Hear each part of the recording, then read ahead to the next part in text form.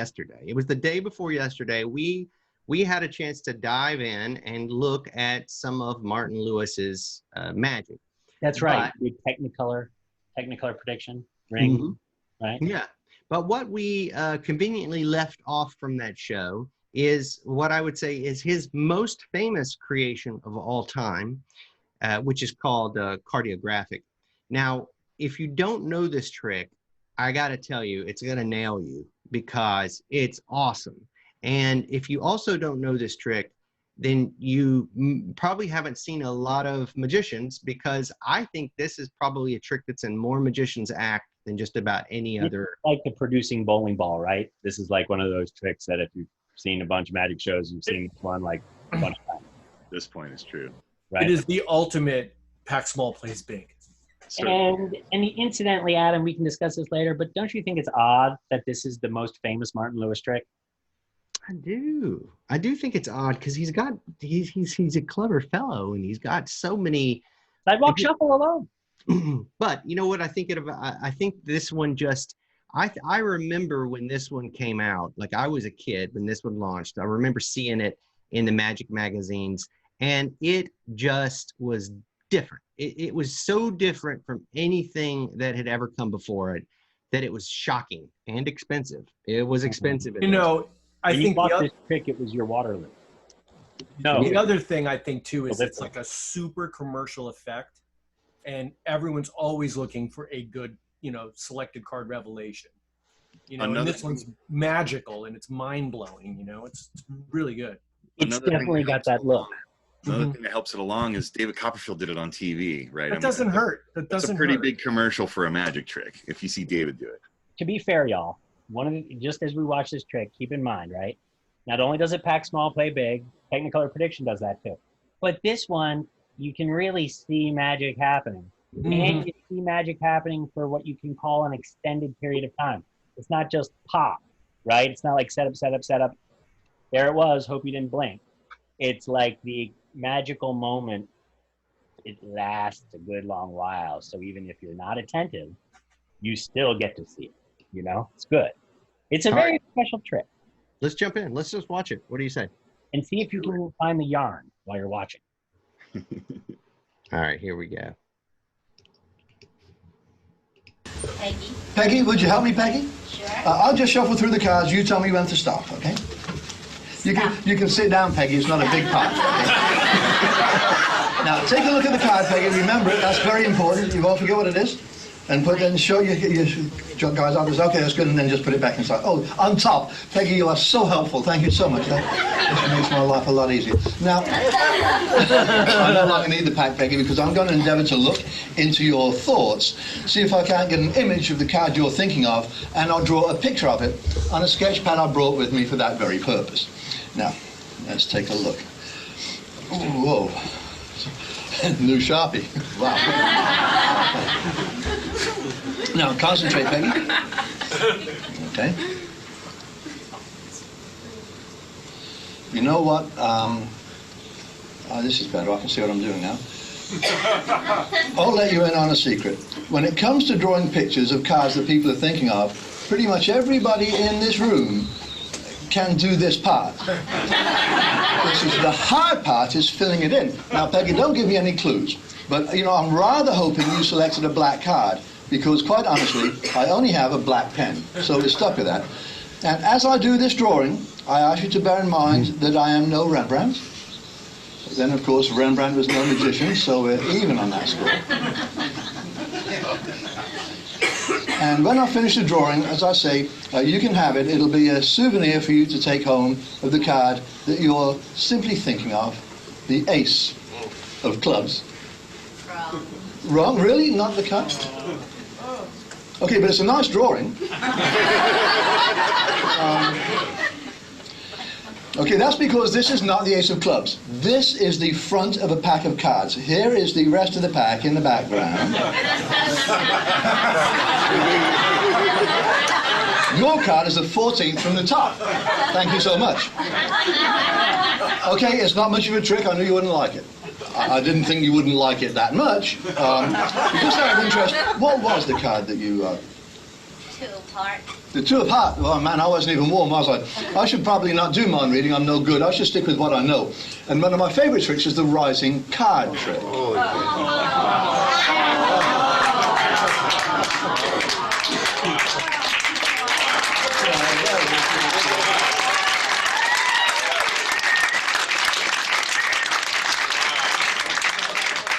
I add these lines to the drawing. That gives that picture a feeling of motion, you understand. And like all good artists, I'll sign my work. Because I did promise you could have this, and I'm a man of my word. Notice that nothing slides in or out, up or down. It's just a picture. Tell your friends what happened.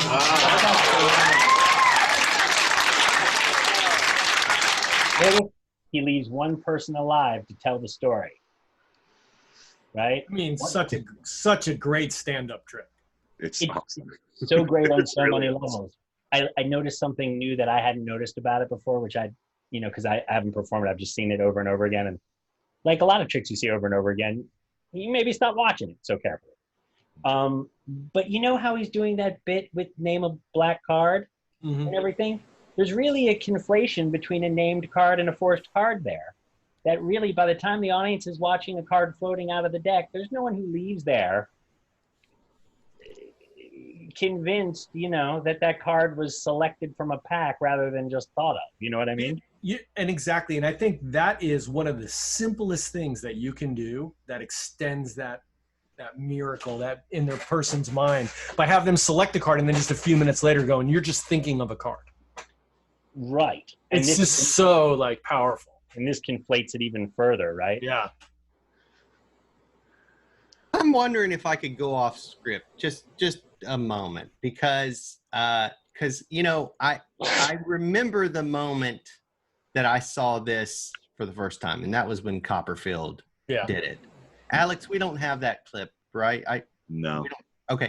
But I remember pretty specifically how Copperfield did it, and he does not do it the way that Martin does. He doesn't, and I've pulled up a video of it here. Okay. And I'm wondering if maybe we could watch Copperfield's approach to cardiographic because it's way different. It's totally cool and way different. Okay. You should. All right. Let's check it out. Let me. I know it's not that long of a trick. It says 8 minutes. It can't be 8 minutes long. No, you just cut to the meat of it. You'll get it. Okay. All right. Here we go. Just cut, the part you really want is the rising. That's what's really different. The way he handles the rising of the card. So just to zoom through it and give you some screenshots here, he's using giant jumbo cards. He's got lots of. Let me see how long it really is. Okay, I got something. I go back a bit. And all right, it's not that long. It's 3 minutes long. Let's just watch it. What were you going to say, Steve?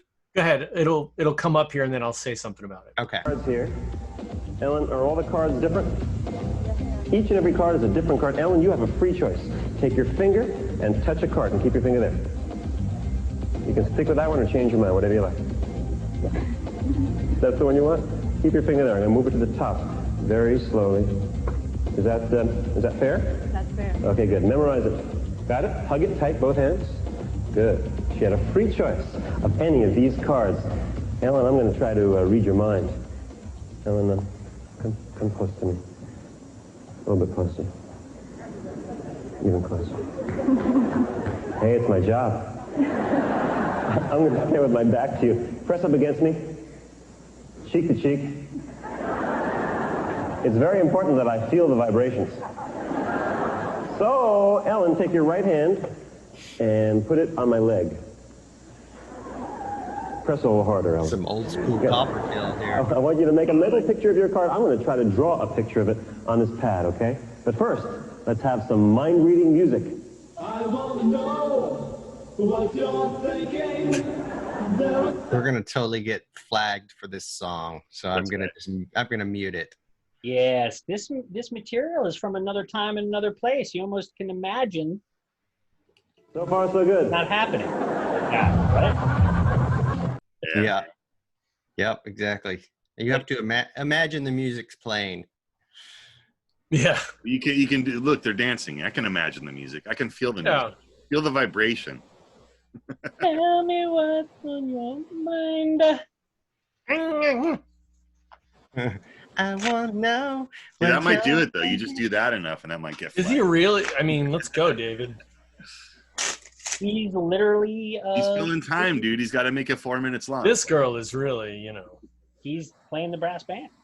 All right, let's see. The card you've been thinking of, the card you've been holding on to all this time is the ace of clubs.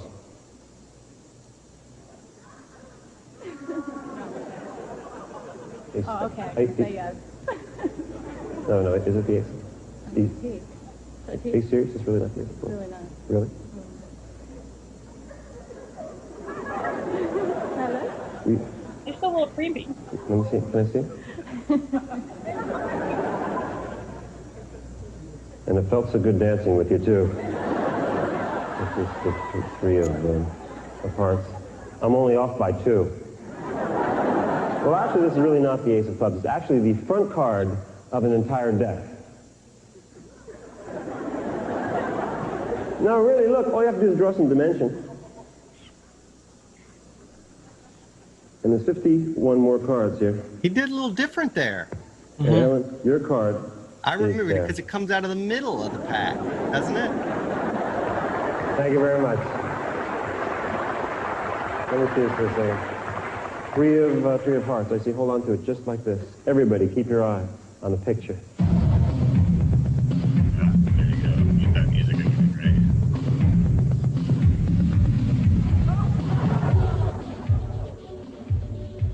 right? Yeah. That's pretty good, man. That's pretty good. Oh, yeah, man, that's good. But the real amazing thing is that the three of hearts is actually part of the picture. That's just ink and paper. Ellen Peel has that one piece of paper. You can keep it. Take it home with you. And give her a big round of applause. All right, that's it. Look how different that is, though. So maybe a year or two ago, there was a college guy, like a college performer. And Yeah. he like pretty much does that exact routine. This is the way Copperfield does it. Exactly that way. Uh-huh. And he can't really do it that way anymore. And he took it went viral. He took a ton of heat. And basically, I don't think he can play colleges. I forgot what his name is, but it was a big deal. It was in all the magic news and stuff. Because he was doing all the bits with the lady and she. Yeah, the touch my leg and all this stuff. And you can't do that anymore, No. Can't do that. No. But Yeah, it's a that girl great... got a magic story for the rest of her life now, doesn't she? Yes, she does. Yikes. Yeah, it was a little creepy. I didn't know when I was pulling up that It's cringy. yeah. It's a little cringy. And it's before David even had that trouble. I mean, yeah, really. Right. That was just What year was that? way, right? Any idea what year it was? That has to be like mid to late, 80s? like 86, 87. 80s, I yeah. guess. Yeah, I'd say yeah, exactly right. Maybe even 1990 at the latest, but it was early for sure. But yeah, you're right. It wouldn't fly today at all. But you know what? I do remember that moment, Alex. I remember that his that turning and that pulling it. I mean, the whole thing was so baffling.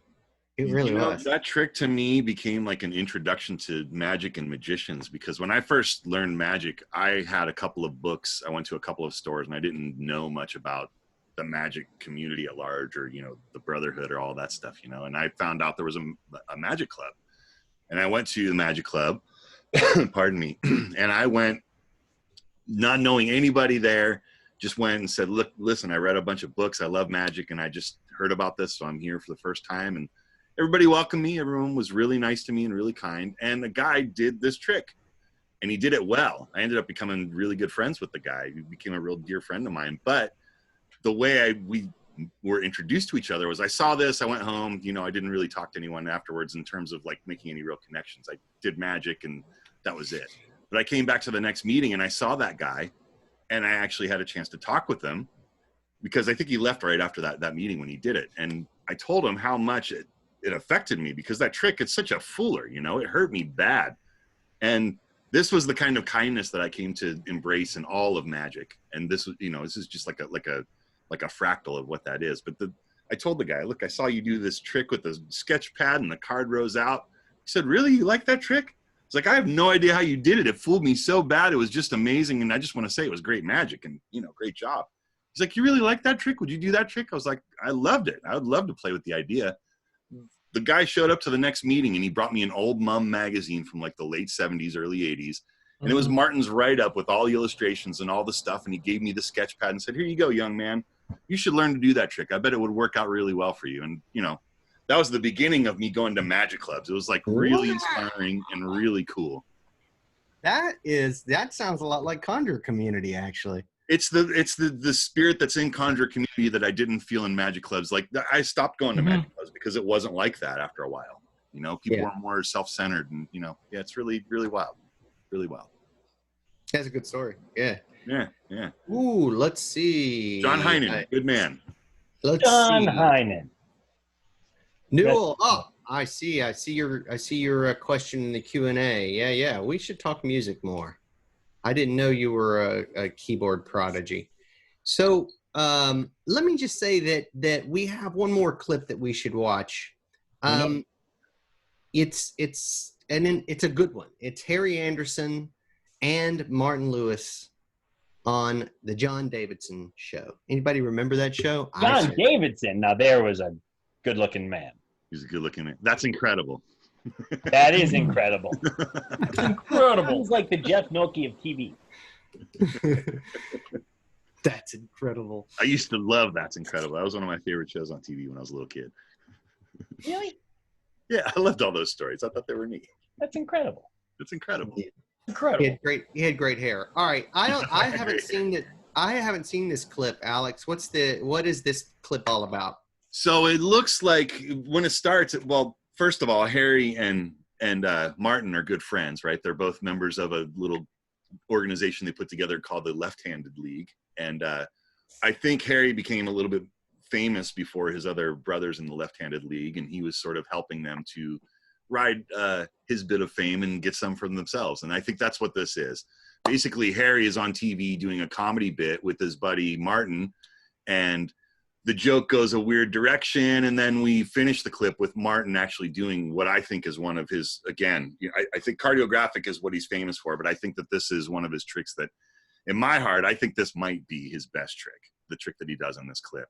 And rather than see it in a cold, hard studio where it's being done for magicians, you know, being done for a real audience seems, you know, just more organic and better to me. All right, let's check it out. Anywhere. Martin Lewis, ladies and gentlemen. Hello, Martin. How you doing, John?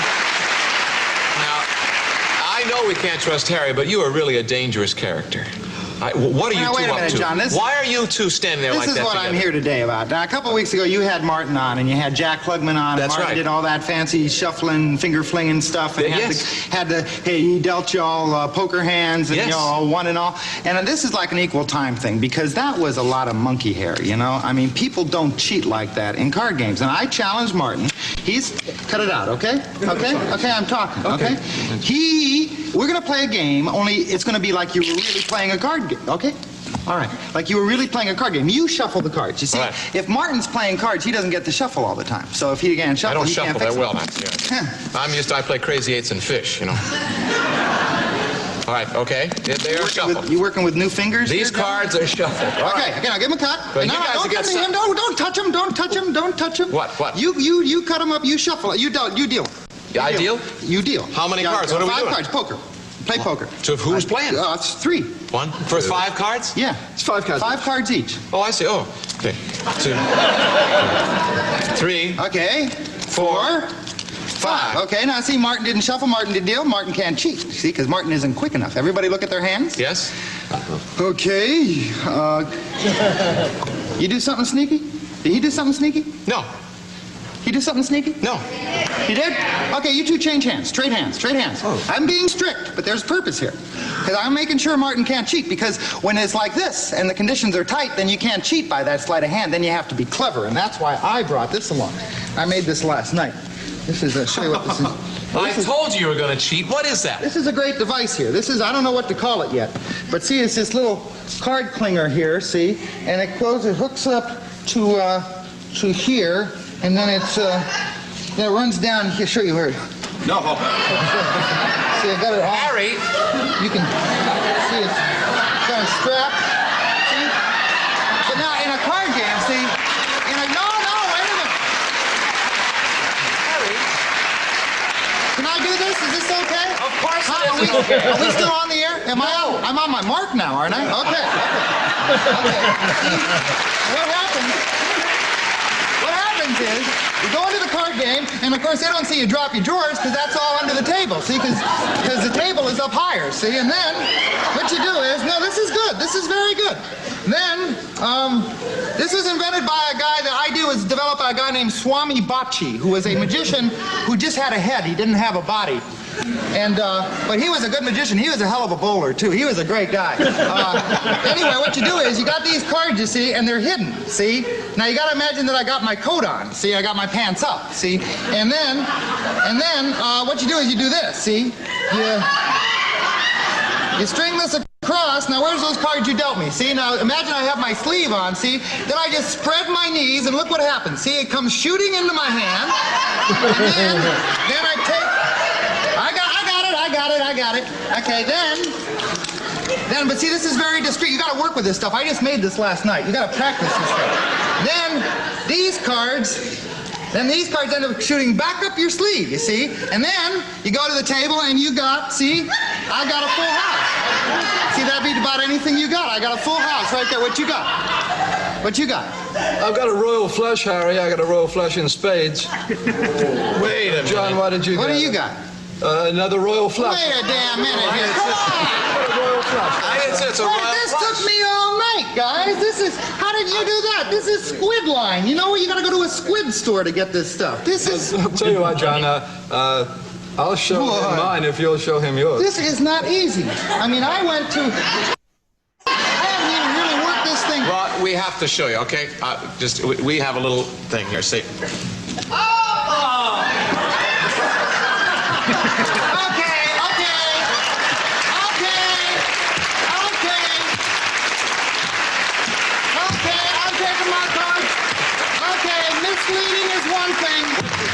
Cheat, that makes me sick.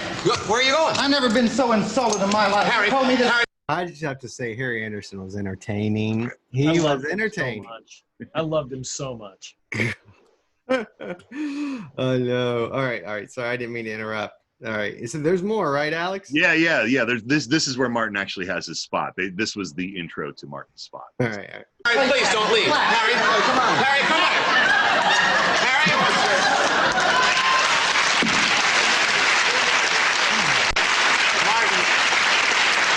Sorry, this is so... Your collar's out. This is so embarrassing. Could you do something while Harry's off? Well, I had hoped I had suspected that this may happen. Yes. So I took the liberty of... You suspected he would drop his pants on our show? But it's Harry, you got to remember. That's right. I decided to show you a little problem that utilizes some dice and a dice cup, and this is a gambler's dream. Right, may I just overlook everything? Yes, indeed. That is a dice cup? You've just ruined the whole thing, but that's okay. No, go ahead. What would happen was during the gambler's dream, he took two of the dice that he was using and placed them inside the cup, shook them up, and managed to surreptitiously place one into his pocket. Yes. Of course, he made it come back underneath the cup, and it was a loaded dice, and that was how it worked. Now, I'll do that again for you. Please. Very slowly. Two go beneath the cup. Yes. One goes inside the pocket. But I'm and sitting if I've done close. it right, maybe I can get all of those three back this way. I'll do it for you one more time. I'll do it for you one more time. Two. I see two. An empty cup. I'm looking at two. They go inside. I shake it up. One goes inside the pocket. Now, if I've done this correctly, that one should come back from underneath the cup. Oh, wait a minute, it's come back, but it's a little bit smaller than it's supposed to be. I don't know if you can see that. That's, this, you see, is where the gambler's dream started to turn into a nightmare. Yes. Yes. Maybe he thought he could change it back by using sleight of hand, so he placed a small die into the hand, and he brought it back to the right size. But unfortunately, the wrong color, which is a little bit embarrassing. That is such an art, Mark. Finally, he decided that maybe he had one more chance. Yes. He put the small green die away. Yes. And yet when it came back, it was a little bigger than its most, a little bigger than it should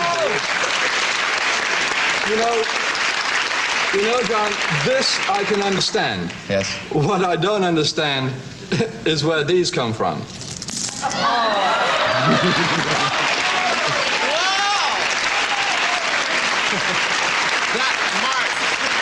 that is fabulous.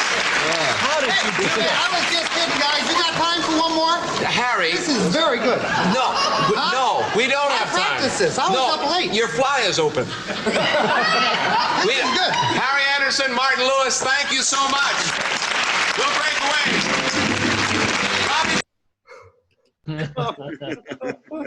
Why isn't that stuff on TV anymore?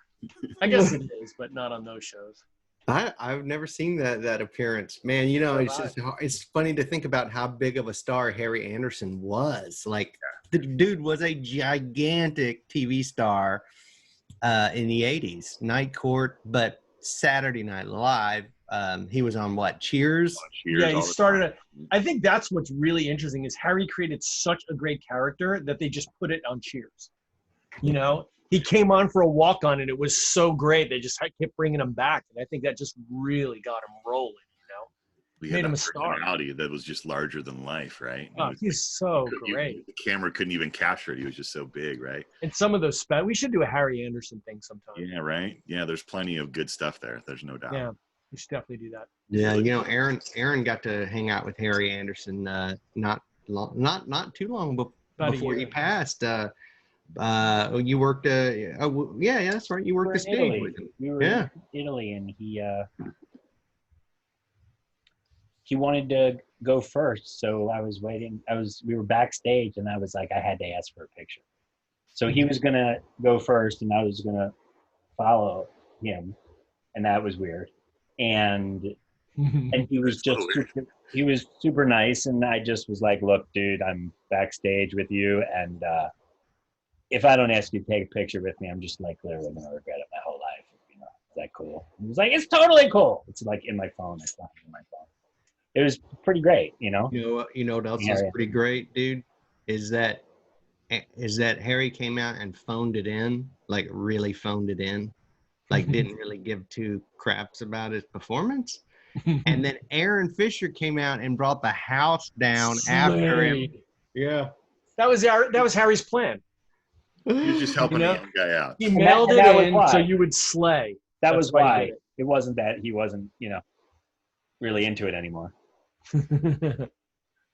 But he was super gracious to us. He was super gracious to us, and it was really a lifetime treat, you know. Because I grew up, you know, watching him on Night Court and him being just, you know, before I was even interested in magic, I was fascinated by every bit he did, you know.